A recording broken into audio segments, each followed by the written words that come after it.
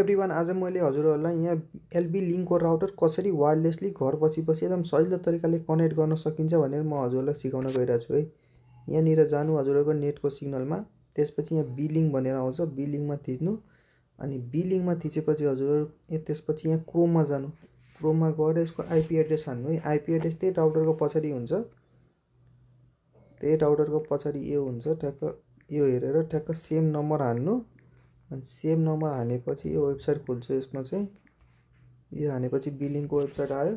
अनि यसको पासवर्ड पनि एडमिन नै हो है। अनि एडमिन भनेपछि त्यसपछि यहाँ हजुर एडभान्स सेटिङमा जानु।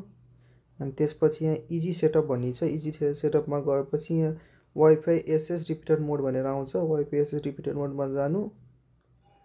अनि एकैछिन टाइम लिन्छ यसले चाहिँ। अहिले नो इन्टरनेट कनेक्सन भनेर देखाएको छ।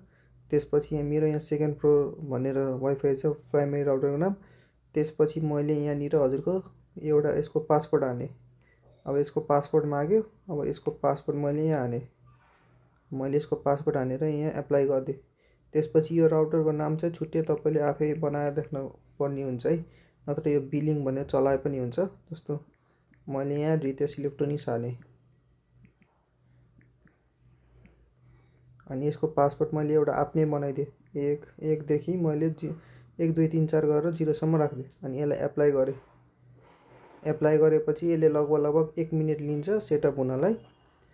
हजुरहरूलाई पनि यस्तै केही जानकारीमूलक भिडियोहरू चाहिन्छ भने हाम्रो कमेन्ट बक्समा गएर हामीलाई त्यो सजेसन पनि दिन सक्नुहुन्छ। अनि हजुरहरूलाई अरू पनि केही इलेक्ट्रोनिक्स ग्याजेट आइटमहरू चाहिन्छ भने हाम्रो टिकटक आइडी, फेसबुक नत्र इन्स्टाग्राममा गएर अर्डर पनि प्लेस गर्न सक्नुहुन्छ।